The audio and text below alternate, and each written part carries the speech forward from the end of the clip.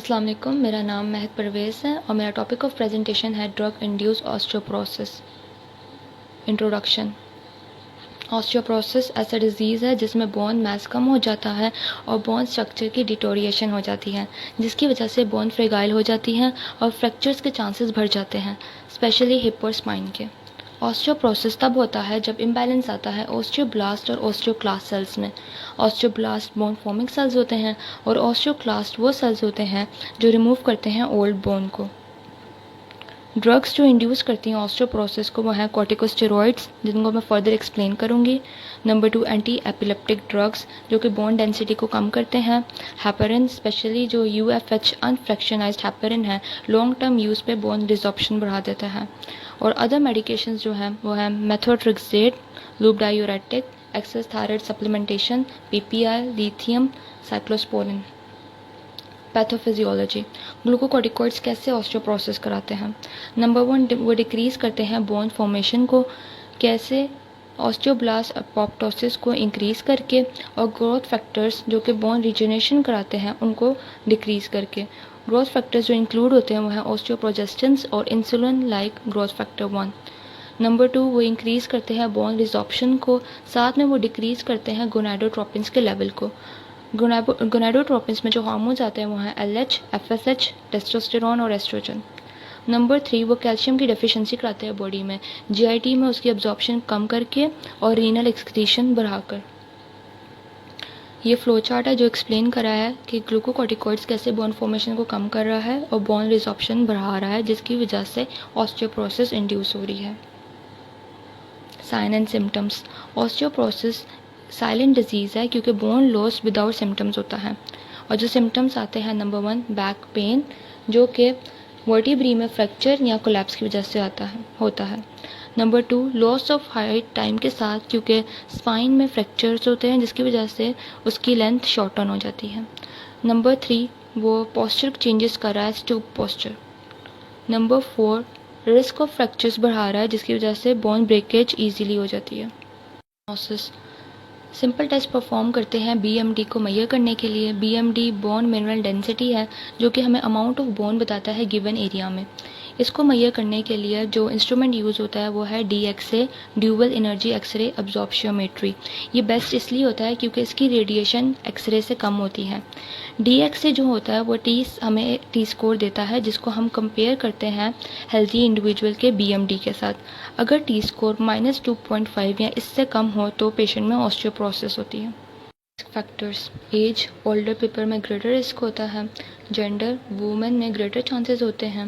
Ethnicity, white और Asian high risk पे होते हैं, और जिन पेशेंट्स में फैमिली हिस्ट्री हो ऑस्टियोपोरोसिस की। फिर low testosterone level in men, low oestrogen level in women. इसके अलावा जो सर्टेन मेडिकेशंस ले रहे हो हार्मोन लेवल्स को कम करने के लिए उनमें। फिर not getting enough regular physical activity, smoking cigarettes, drinking alcohol frequently. Treatment. अगर स्टेरॉइड्स यूज़ कराए जा रहे हैं पेशेंट में तो शॉर्ट टर्म बेसिस पर कराने चाहिए, या फिर अगर लॉन्ग टर्म बेसिस पर करा रहे हैं तो डोज टेपरिंग करनी चाहिए या फिर उनकी डोजेज फॉर्म चेंज करनी चाहिए, क्योंकि सिस्टमिक कॉम्प्लिकेशंस कम करने के लिए। नंबर 2 सप्लीमेंटेशन करनी चाहिए कैल्शियम और विटामिन डी के साथ। नंबर 3 जो पेशेंट क्रोनिक स्टेरॉइड्स ले रहे हैं उनको ऐड ऑन कराना चाहिए बिस्फॉस्फोनेट्स सच एज एलेंड्रोनेट और राइसड्रोनेट। नंबर 4 जिनमें ग्लूकोकॉर्टिकॉइड इंड्यूस ऑस्टियोपोरोसिस हो गई है उनको ट्रीट करने के लिए टेरीपैराटाइट यूज़ की जाती है। प्रिवेंशन। नंबर 1 पेशेंट की करंट मेडिसिन को एडजस्ट कराना है। नंबर 2 ऐसी मेडिसिन जो ऑस्टियोपोरोसिस को प्रिवेंट करती है वो ऐड करानी है, जैसे कि स्टेरॉयड थेरेपी में बिस्फॉस्फोनेट्स को ऐड कराते हैं। नंबर 3 कैल्शियम और विटामिन डी की सप्लीमेंटेशन करानी है। Number 4 exercise regularly. Number 5 healthy lifestyle adopt कराना है जिसमें स्मोकिंग और अल्कोहल क्विट करानी है। नंबर 6 ऐसी स्ट्रेटजीज को इम्प्लीमेंट करना है जिसमें रिस्क ऑफ फॉलिंग कम करानी है पेशेंट की ताकि फ्रैक्चर्स कम हो। लास्ट डीएक्सए रूटीन टेस्टिंग करानी है। रेफरेंसेस। Thank you. मेडिकेशंस ले रहे हो हार्मोन लेवल्स को कम करने के लिए उनमें। फिर not getting enough regular physical activity, smoking cigarettes, drinking alcohol frequently. Treatment. अगर स्टेरॉइड्स यूज़ कराए जा रहे हैं पेशेंट में तो शॉर्ट टर्म बेसिस पे कराने चाहिए, या फिर अगर लॉन्ग टर्म बेसिस पे करा रहे हैं तो डोज टेपरिंग करनी चाहिए, या फिर उनकी डोजेज फॉर्म चेंज करनी चाहिए, क्योंकि सिस्टमिक कॉम्प्लिकेशंस कम करने के लिए। नंबर 2, सप्लीमेंटेशन करनी चाहिए कैल्शियम और विटामिन डी के साथ। नंबर 3, जो पेशेंट क्रॉनिक स्टेरॉइड्स ले रहे हैं उनको ऐड ऑन कराना चाहिए बिस्फॉस्फोनेट्स सच एज एलिंड्रोनेट और राइजोनेट। नंबर 4, जिनमें ग्लूकोकॉर्टिकॉइड इंड्यूस ऑस्टियोपोरोसिस हो गई है उनको ट्रीट करने के लिए टेरीपैराटाइट यूज़ की जाती है। प्रिवेंशन। नंबर 1, पेशेंट की करंट मेडिसिन को एडजस्ट कराना है। नंबर 2, ऐसी मेडिसिन जो ऑस्टियोपोरोसिस को प्रिवेंट करती है वो ऐड करानी है, जैसे कि स्टेरॉयड थेरेपी में बिस्फॉस्फोनेट्स को ऐड कराते हैं। नंबर 3, कैल्शियम और विटामिन डी की सप्लीमेंटेशन करानी है।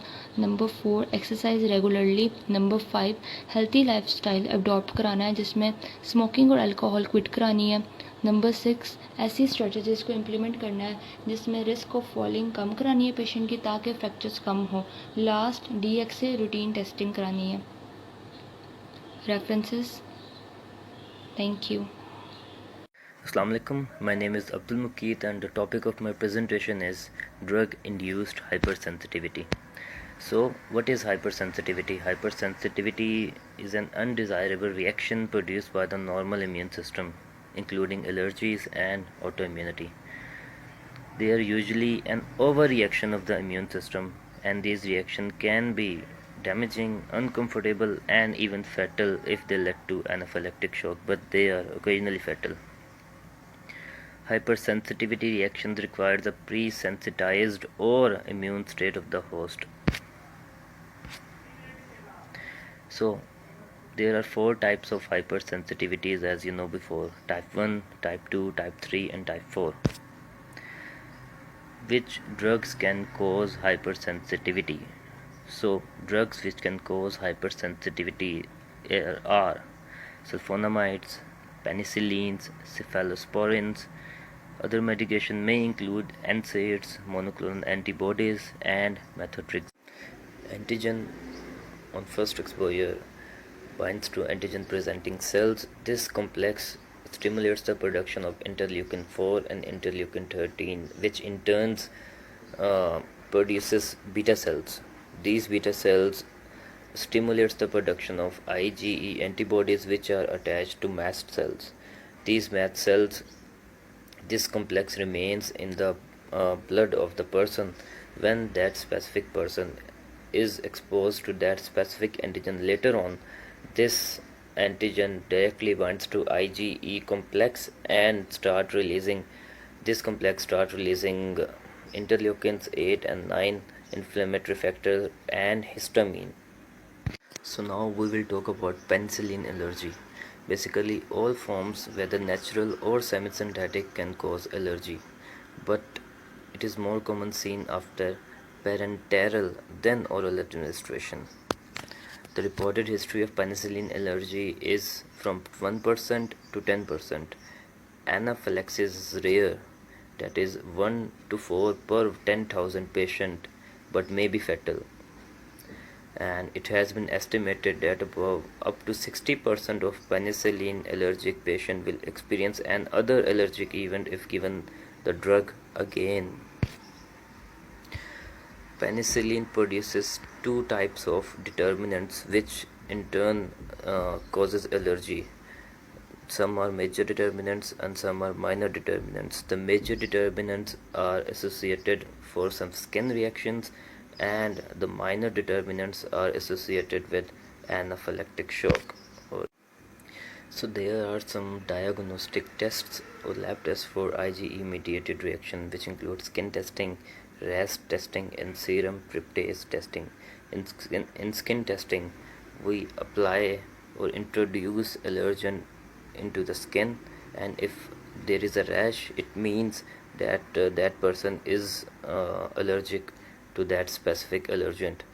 In RAS testing, radio labeled anti-IgE is used. Basically, allergen is bound to insoluble material and patient serum is added. If serum have antibodies to the allergens, those antibodies will bind to the allergens and anti-IgE will bind with it. and specific allergen is identified.